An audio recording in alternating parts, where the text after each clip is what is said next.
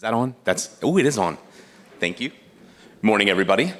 I'm Matt Mello. I'm from Piper Companies. I consider myself a good friend of Debbie's. She still doesn't know me. She gave me a 3-minute window, but a very open blurb about what I'm supposed to talk about. So be prepared for more than 3 minutes. No, you sit. So the first thing she said is thank yous. So we're gonna start with thank yous for everybody who's already presented, because I wouldn't be standing here if we wouldn't have had all these wonderful people before me. So how about a round of applause for everyone who's been up?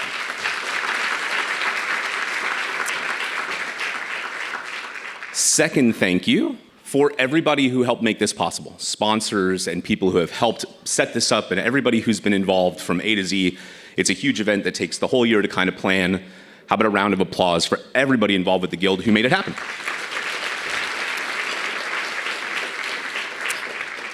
And one last thank you, since you put me on the spot. Can you please rise, Miss Debbie Salas?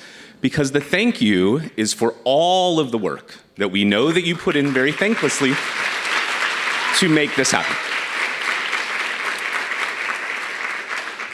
Debbie actually has a job, and then she has this job, and I don't even know how she does it, but lo and behold. I have been involved for 3 years. It was kind of happenstance that I met Debbie, and we had lunch, and she had this awesome thing she wanted to do, and I was gung-ho from the moment I met her about, like, how do I do this with you?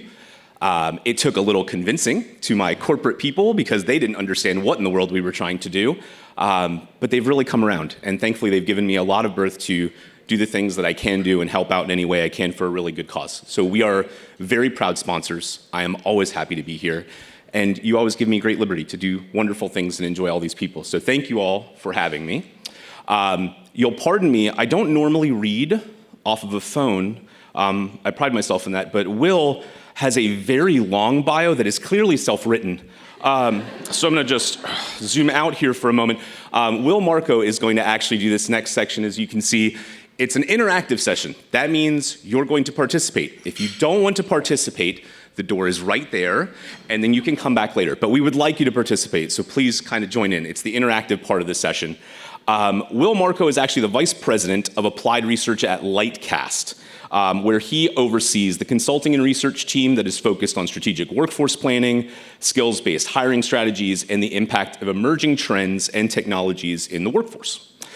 His research with Lightcast is routinely featured in national media outlets. He's overseen hundreds of custom consulting and research projects for Fortune 100 companies, technology vendors, training providers, workforce development organizations, and government agencies. Man, you could have written less.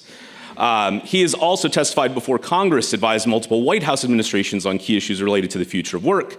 In addition, he is frequently cited as a commentator on the cybersecurity talent shortage, and in partnership with CompTIA and the National Initiative for Cybersecurity Education, leads the development of CyberSeek, an interactive online tool providing definitive data on the cybersecurity workforce across the United States. That's a lot. We're gonna give you a preemptive round of applause just on that. Will's kind of come up here.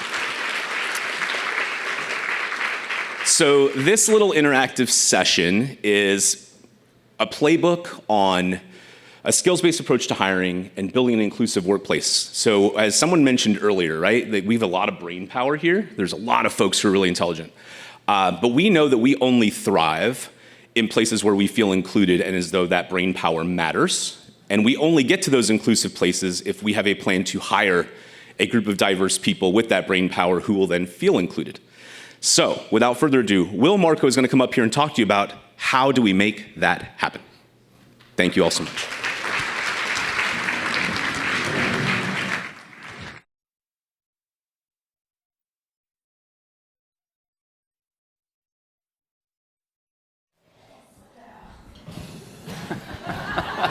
I love it. I love it. Awesome. Well, it's so great to be here again. Is everybody having a good time so far? Yeah. I love the energy in the room. Now, really appreciate the introduction, Matt, and I don't know why you thought that was self-written. It was obviously off the top of his head. It's really great to be here, really excited to just be part of this great community again. I always love coming here because it's such a passionate group of people who are all really trying to work together to expand opportunities for more people to come into cyber. And so I'm also very excited for this interactive session because we're going to dive into skills-based hiring, which is often shared as one of the best solutions for trying to expand the aperture of our cybersecurity talent pipeline and bring more people from more backgrounds into the field. Now, I suspect that a lot of people here have heard about skills-based hiring, so it's probably no surprise to tell you that it's often offered up as a solution for bringing more people into the field. And in fact, if you read the National Cyber Workforce and Education Strategy from the White House, cover to cover, you'll see skills or skills-based hiring mentioned 218 times. It was a fantastic use of someone's time to count all of those. And so there's clearly a growing consensus that skills-based hiring is a useful tool for expanding the cyber talent pipeline.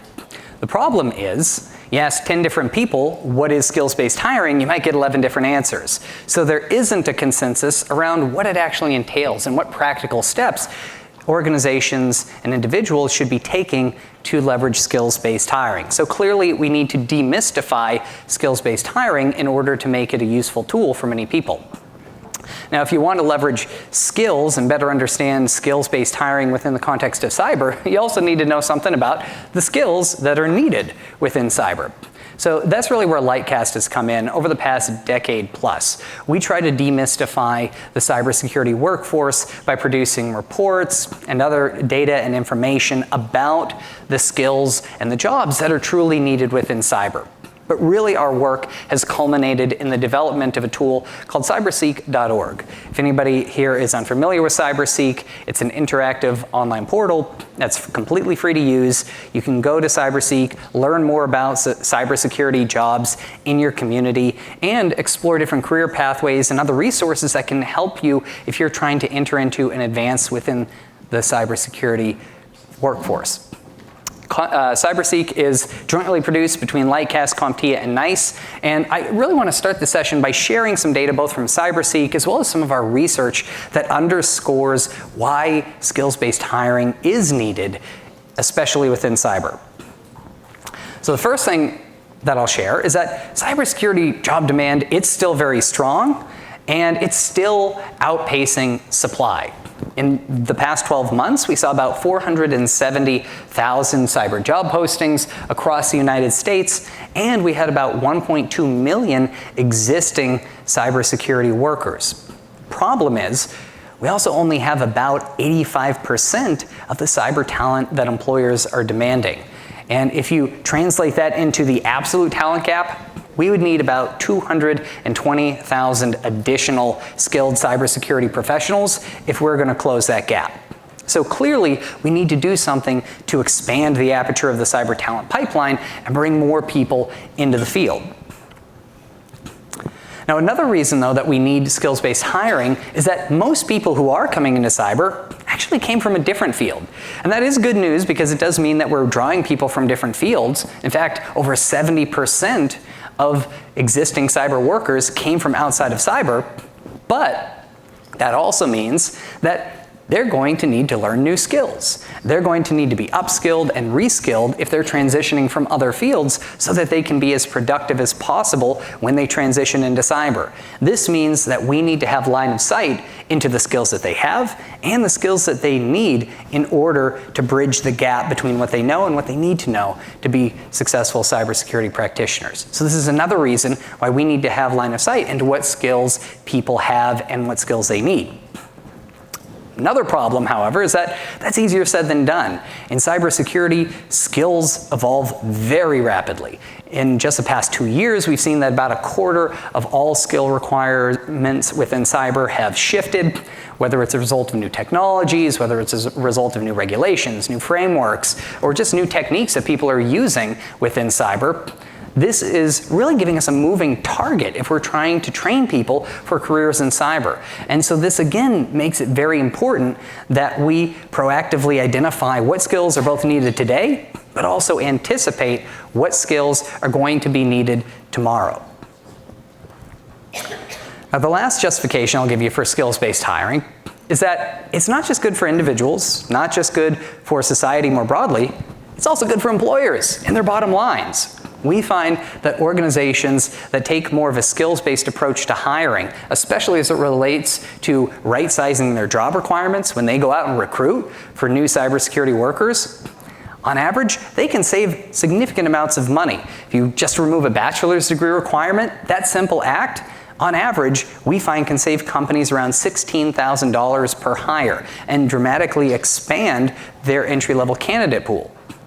Similarly, if you focus on pulling out skills or certifications that are nice to haves but not really need to haves, we see organizations can save $5,000, $10,000 per hire or more in many cases. And so there's definitely an economic justification for organizations to take a skills-based lens on their workforce and their requirements within their cyber teams so that they are focusing on the skills that are actually needed and not asking for costly skills or credentials that are going to artificially constrain the pool of talent that they're pulling from. So, all this sounds great, right? Problem is, how do you actually implement it? And that's the question that we get from many organizations who we work with who are saying, hey, we heard about skills, we heard it's great, where do I get started? And so that's really what motivated us to write a skills-based hiring toolkit that we released earlier this year as a commitment to the White House as part of their release of their National Cyber Workforce and Education Strategy. And I'll leave the QR code up for a second, but you're also going to get handouts at your table that include that QR code as well. And it's a completely free resource that gives you detailed information and practical steps about skills-based hiring and how to implement it across your organization. And I won't go into all of the detail around this toolkit, but I do want to just share two frameworks that we've included which really form the backbone of it. And the first is a skills-based hiring maturity model that really helps organizations not just think about what data you need in order to be skills-based, but think about all of the other dimensions that are also going to be important for you to focus on. Most important is connecting to business value. If you can't figure out how skills are actually supporting the business value that you're trying to drive, it's going to fall flat on its face. We also look at things like stakeholder management and change management and all the other dimensions that you need to think about when implementing skills across a company. Of course, this is all very theoretical. We also want to make it more practical. And so this toolkit also includes a step-by-step journey to becoming more skills-based in your hiring and talent management practices. And so this is a resource for organizations that are trying to implement skills and take a more thoughtful approach to expanding their talent pipeline. And I, again, won't go through all of this, but it includes key tips and recommendations and specific actions that you can take if you're trying to implement skills. And the session that we're going to be doing today and the exercise that we're going to be doing draws from these recommendations to help facilitate your thinking around how you can leverage skills in your day-to-day efforts. So, without further ado, let's start to dive in. I'll first give you a quick overview of the exercise, and then I'll stop talking so that you all can get to work. But what we're going to be doing is we're breaking this room into 3 sections. Each table is going to be assigned a persona based upon which section you're in, and there are 3 personas that you could have. You could either be a cybersecurity hiring manager, a training provider, or a cybersecurity professional looking to advance your career within the field. For each of your tables, you can discuss these personas and the questions associated with each persona as a group. Make sure you assign a note taker because we're going to use those notes and we're probably going to consolidate them into something that we can share out after this conference. And we're going to have facilitators roaming the room. So if you have any questions or if you just want to bounce some ideas off of them, feel free to find them or find me. Happy to help as you have those discussions. And then when you're done, we're going to share the takeaways with the facilitators and they're going to come up, consolidate that information, and share it with the rest of the group. The last thing I'll share, though, just before we start, is that the goal of this is to help put ourselves in other people's shoes. One of the biggest challenges that we see across not just cybersecurity, but really many other fields as well, but perhaps this is especially prevalent in cyber, is that people talk past one another. And that prevents us from really building solutions that support all stakeholders and get to the root causes of some of the issues that we're grappling with. And so the goal of this session is really to be able to put yourself in other people's shoes and break down some of that siloed thinking that has limited our ability to develop solutions that serve the entire ecosystem. So I hope this is a useful session for you. Please come up if you have any questions, but I will stop talking now so that I can turn it all over to you. Thank you. Oh yes, Debbie reminded me we'll have coffee in the middle because we're going to be doing a lot of active thinking and probably going to need the energy. Thanks. Ladies and gentlemen. Oh, that worked pretty well. I'm going to try that with my kids. So we're going to get settled back in here, and we're going to let the facilitators start to share some of the information that you've provided. Hopefully you had really good discussions, and you've given good notes, and you feel fantastic about where we are in cybersecurity and skill-based hiring. And Will and I are going to be up here to talk a little bit about what the findings are and what you've discussed, and hopefully have enough time to field some questions. So I'm going to ask that the three facilitators who will be sharing get close together, grab your notes. There's a microphone for you to share, to kind of share with us. Do we get to sit this time? I would love to sit. Oh, we're sitting. Let's do it. Okay. That's much better. I can see why panelists like doing that piece, like standing. I don't know how that goes. All right, where are our wonderful, so here they come. See, oh, I'll move over here so that we have 3 seats. Hey. I don't know why I still have this, but Debbie told me I need it. I don't know.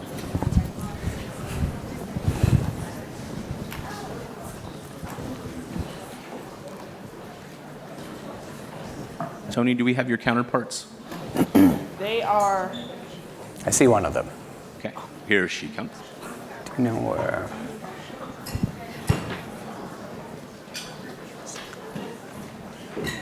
I think Claudia said that she was stepping out to get her notes situated. Okay, so we're just waiting. So I think we're just waiting on Claudia. Not a problem. Well, while we're waiting, since I'm not going to sing. I think you should. I think you should.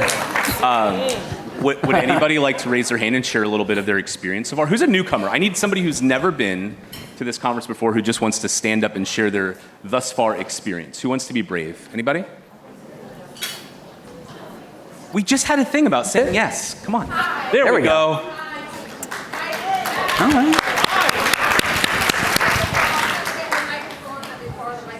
Okay, borrow the microphone. That would be great. Assuming you're going to say nice things, you can use the microphone.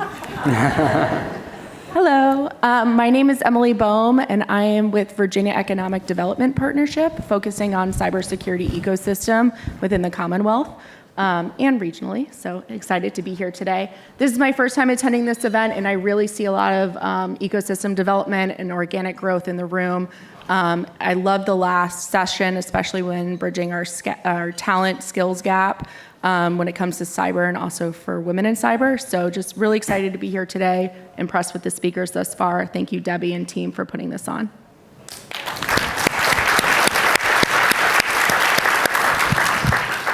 Anybody else? There's a lady there with gorgeous blue hair, and I could see you wanted to put your hand up. You were just being shy. I was reading the body language. I have a lot to say, but also, hi, my name is Tiffany Dixie, and I work for Leidos on the C5 ISR contract. A lot to say. So far, it's been great. I mean, honestly, there's been so many animated people here, and it's not something I see often. In my field, very much quiet, and at the at some of these 3-letter places, we call them wall walkers. And I'm not seeing any of that here, but there are some quiet people, definitely. But I have never felt so proud to be surrounded by so many smart and engaging women.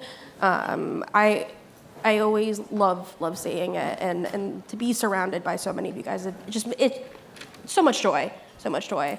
But I'm going to stop talking now because I could talk for a while. I'm a very loud person. I don't even think I needed this, but thanks. Thank you, Tiffany. And can I just say, we would not be here with Leidos and VeriSign. Where are you in the room? Stand up or put your arms up. People, VeriSign and Leidos. You have been with us from day zero, and we would not be here without the huge sustaining support of those wonderful people and organizations. And new sponsors are always welcome because we need the money, just so you know.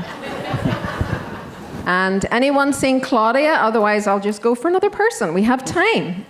There's a great person over here. Love it.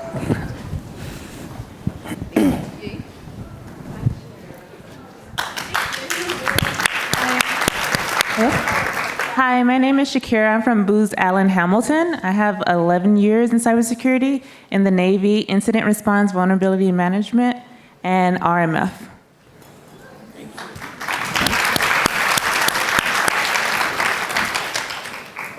Anyone else have something wonderful to say? What's the best thing so far? Anybody? Or I'll pick on you. Who said that? There we go. There's Claudia. The people. Well, there you go, Ms. Janosak. So I think we can, shall we get going? Oh, there's Claudia, We've got our people. my partner in crime. Thank you for joining us. And can I just acknowledge Claudia and Liz Green on stage, who are founding members, who work with me to create our Diverse Minds movement, who promote and advocate for neurodiversity and cybersecurity. So thank you both so very much. Thank you to everyone who said yes and was brave. You were following the panelists. We appreciate that. So we want to get an idea of what you heard and what you saw and what you kind of felt when you were talking to the different tables. Who wants to go first and share some of the insight? Let us know which group of people you had, which role you had, and then maybe share a little bit. I don't want to go first, but I have mics. So this set over here were the cybersecurity professionals and some really engaging conversations. The first question, how can you identify the in-demand or emerging skills you need to know for your desired role?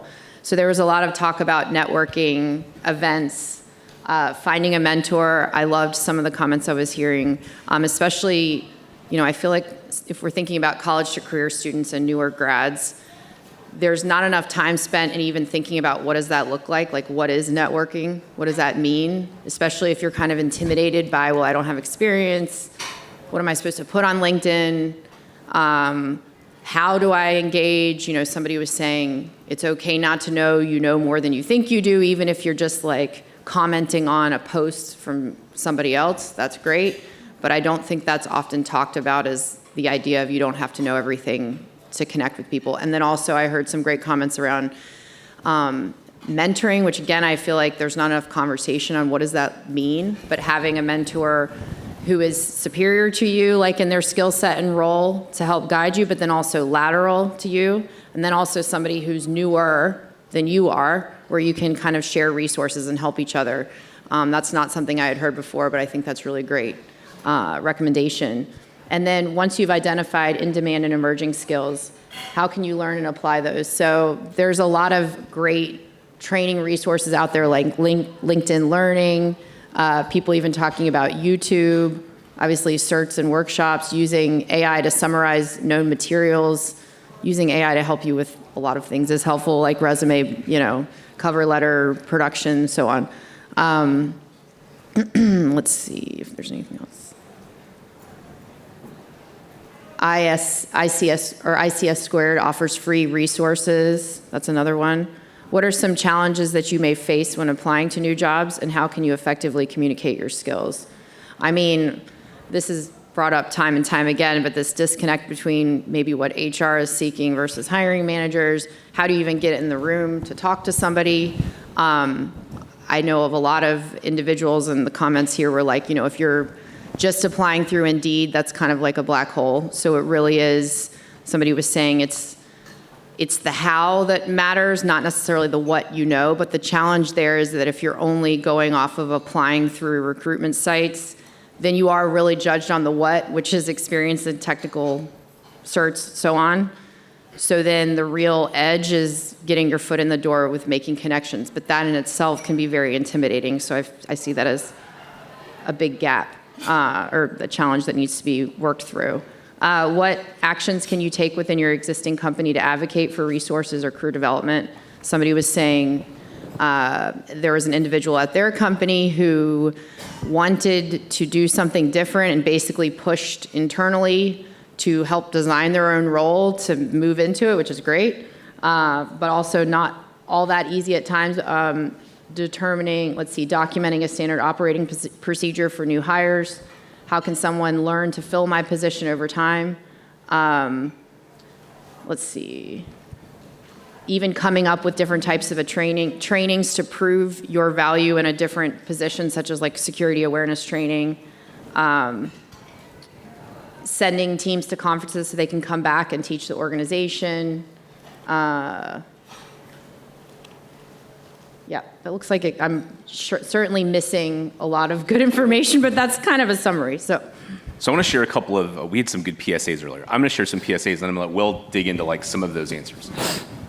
Any of you who are hiring managers, executives, what you heard there from people who are professionals looking for potentially jobs is a lot of onus on them. We have somehow placed all of the responsibility on all of these candidates, whether they're college graduates or whatever, to like do all of the research in the world and please define your own role and go find a way to get hired, when that's a lot of responsibility to heap on somebody who's looking for an opportunity, right? And that's got to be shared. So the first PSA is, if you have an internship program and you don't actually advertise that you have an internship program, you don't have an internship program. Because nobody actually knows that you have an internship program, and we can't expect them to scour the earth trying to find it, right? So if you've got ways for people to learn and you've got opportunities for people to get in, like, make that known. That's okay. Yes, you're going to get inundated with opportunities. Yes, people are going to send you resumes.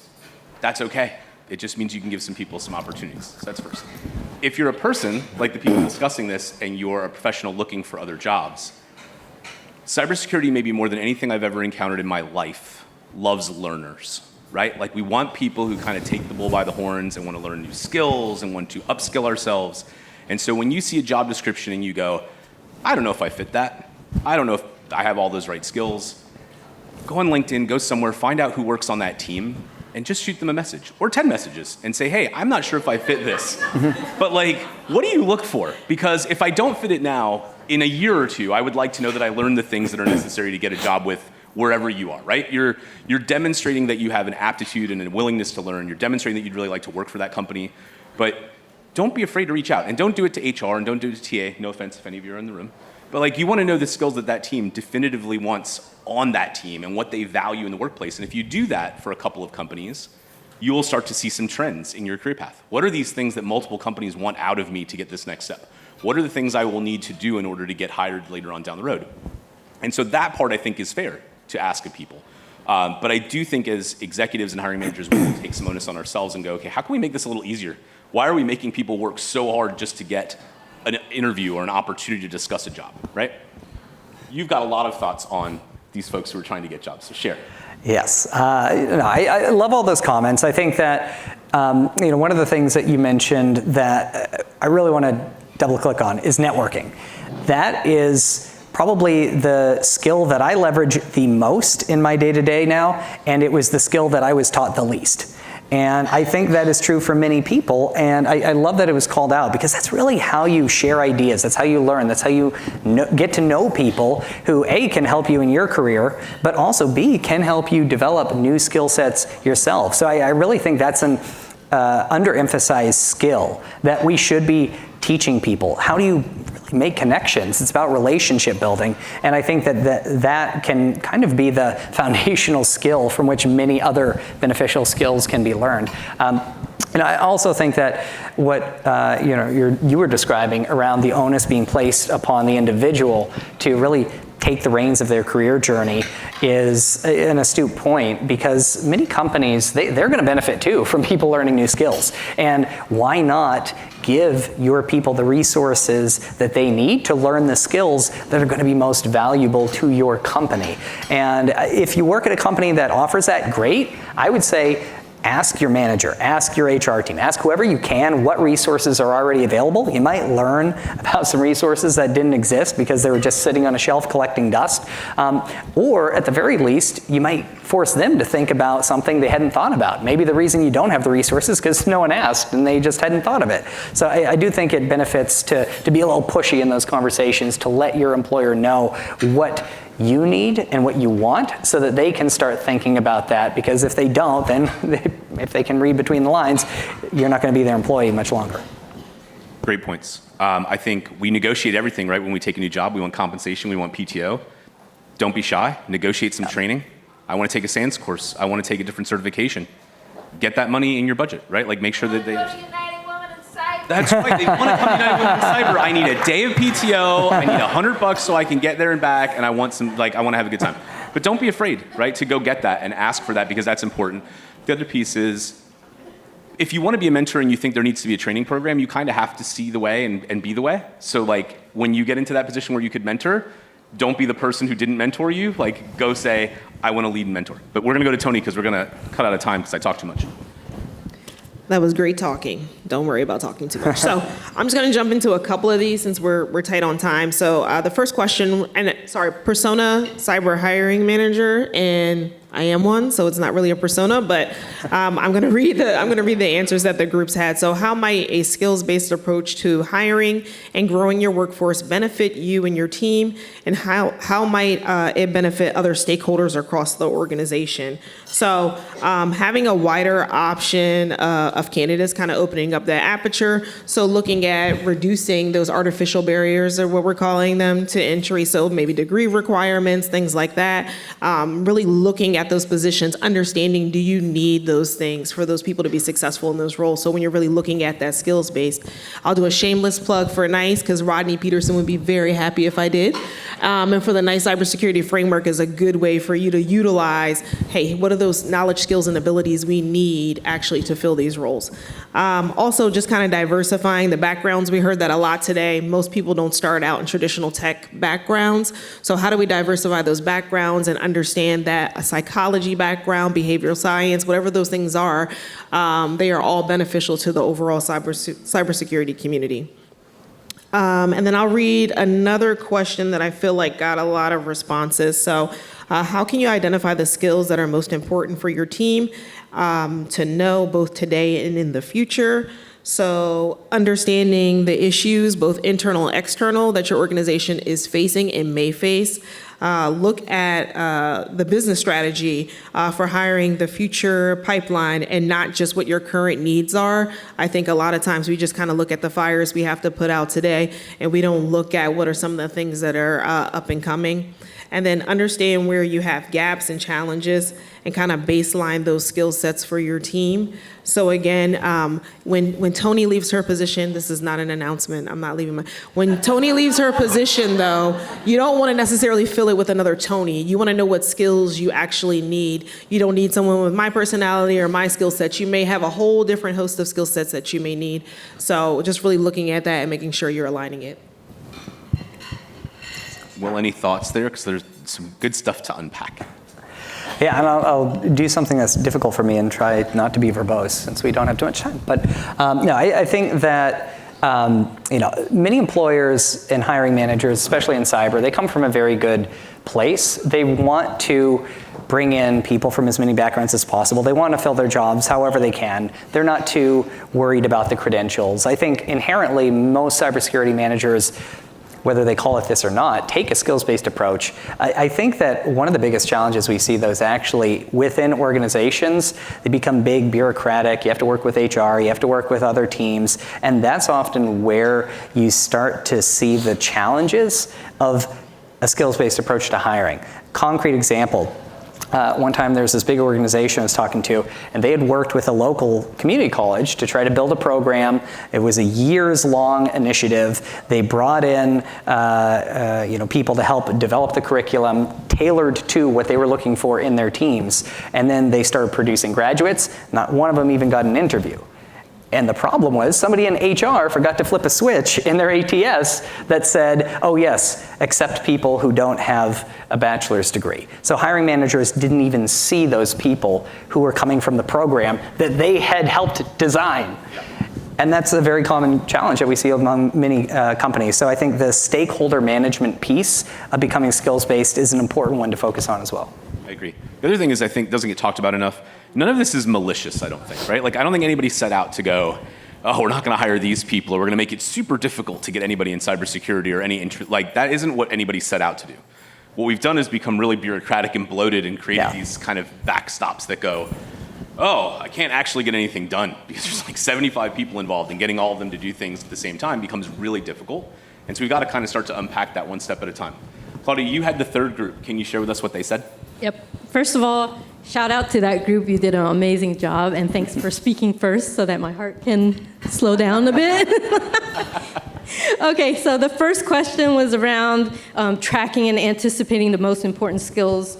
And first off, it was assessing the current and future skills. And then it was about asking the students and the employers and the recruiters, and then using AI to curate all different types of information like job posts, industry guidelines, regulations, bad actors, incidents and stuff. And then some of the common stuff, it would be like critical thinking and problem solving, values of the company, that kind of stuff. And then the barriers for developing the curriculum. Oh, I didn't even mention the persona was the training provider, sorry. Okay, so the barriers included like expertise to develop and train the trainers. There's also the adaptability of the change process to the pace of the change, budget and scholarships, and then the source of truth, which I love that one because oftentimes people think that, ethics and truth and all that kind of stuff is pretty straightforward, but it really isn't. It differs across people, And then the next question has to do with internal and external stakeholders who might, how do you get them to support if they're resistant and all that stuff. And we talked about making sure that there's diversity and representation, that they're open to ideas and not just leaning on the past and how they've done things traditionally.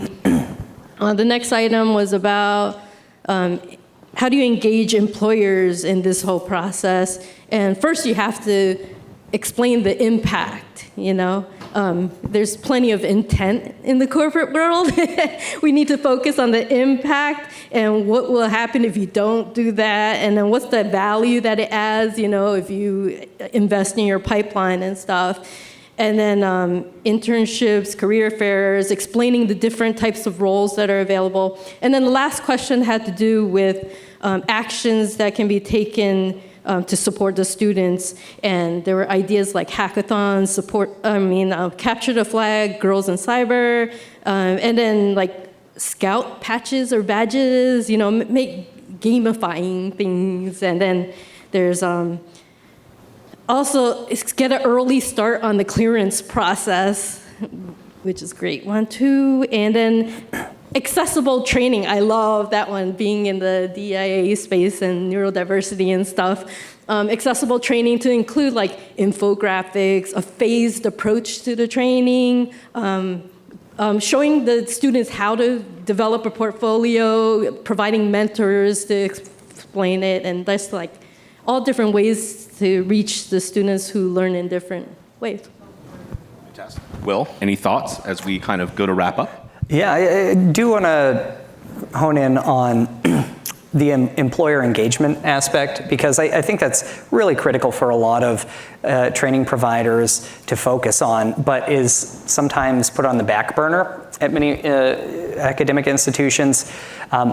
Currently, it is hard, actually, to get a job in cyber if you just graduated and don't have any prior work experience. Actually, in our own data, we see we now have a surplus of new grads relative to entry-level opportunities. There are many reasons for that, but if you're a training provider, you need to be working with the employers in your community to help them understand what skills your graduates are coming with, or what skills they should be coming out into the workforce with, so that they can be as productive from day one as possible. And I think part of the problem is that often employers and educators are not speaking the same language, and I love what you said around focusing on impact. If you're talking to employers, tell them why it benefits them in the language that they will understand. Why is this going to save them money? Why is it going to save them time? What is the ROI?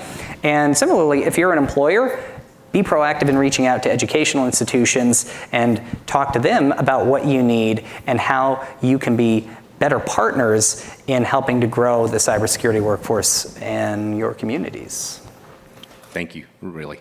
I want to leave on that note, which is we are all here because the cybersecurity ecosystem matters to us. You are stewards of it. And so we will all create the ecosystem that we want, right? So if you need students with different skills, you need to reach out to different schools and tell them what skills those people might need to get jobs. If you want specific candidates, you have to go to TA and HR and write your own job descriptions, even though that takes more time. If you want to have a training and mentoring program, you have to create it and facilitate it with your team and actually implement it and make sure they train people, right? Like, a lot of this stuff seems really simple, but it's stuff that takes time and money, and we know that time and money is a stop to a lot of things. So until we're willing to like put in that time and money and say, hey, this is the ecosystem that we all need, we're going to fall a little short. So what we would like to leave you with as a panel is go do those things. Be a good ecosystem partner. Be a good steward of cybersecurity. Help people get the opportunity that you've currently got or want. And we thank you very much for all of your time. Thank you.